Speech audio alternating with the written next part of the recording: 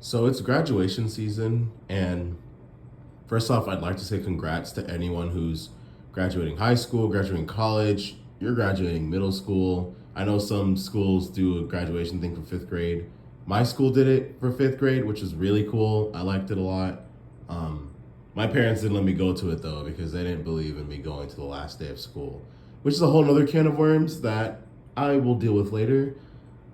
But I wanted to say some stuff that's been on my mind about graduation is for a lot of you, this will be the first time in your entire lives where you're not going to school. This summer it will feel like a normal summer. It'll feel pretty great, feel like a break. The fall's gonna hit and you're not gonna be going to school. You won't be going to classes. You won't have to deal with homework. You won't be studying for another test. You won't have to worry about registering for classes. It's a lot of change that not many of you all will be ready for. I know I wasn't ready for it graduating high school. When I graduated high school and came to college, it was a big shock in a lot of ways. There were a lot of people I wasn't used to seeing every day. I wasn't used to going outside and figuring out my own schedule every day.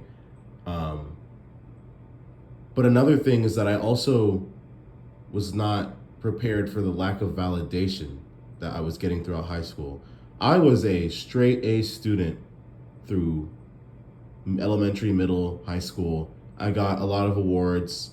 I didn't get valedictorian because I was like fourth in the row. Everybody else in front of me had like 4.2s and 4.3s and stuff like that. But I had a lot of different accolades that got me to a really good college. And all throughout school related things, I kept getting congratulations, awards, validation, attention from my parents, attention from friends, blah, blah, blah. And that fueled me. That validation fueled me. And there was a point where I realized that this has to happen in college. This has to continue in college because if it doesn't, I don't know what will fuel me. I get to college, I get fucking gobsmacked by how hard the classes are.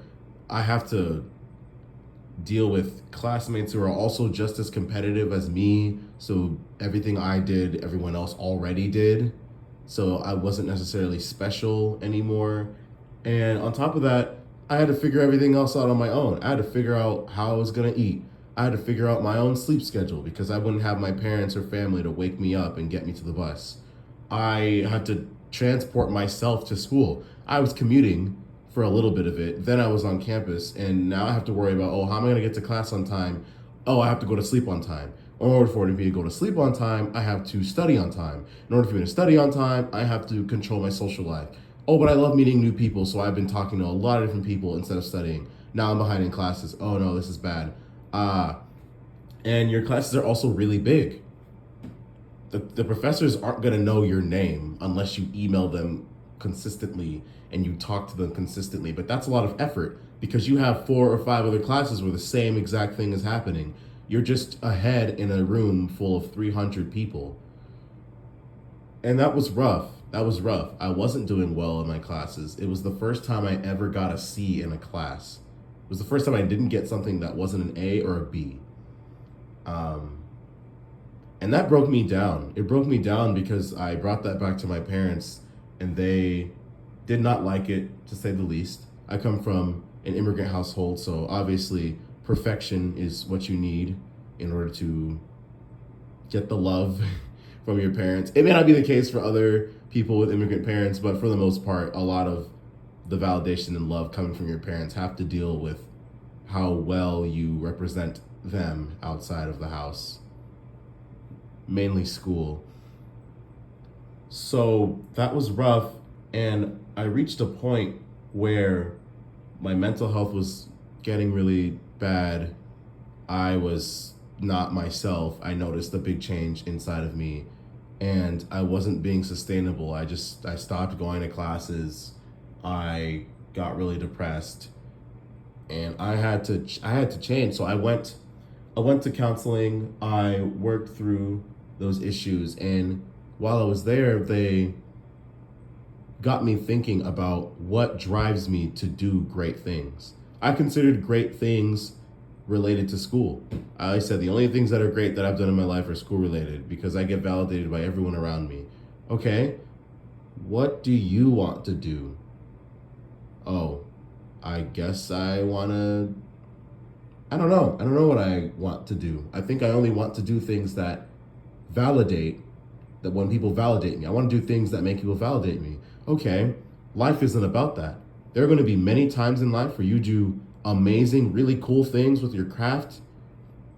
Nobody's going to validate you. You're going to have a select few people, maybe your friends or family, that will support you here and there, but you won't be getting the round of applause that you usually get if you're a straight A student throughout school, or if you're the best student in XYZ class, or if you're in college and you get all of these different accolades and honors and you're best TA, best person in the program.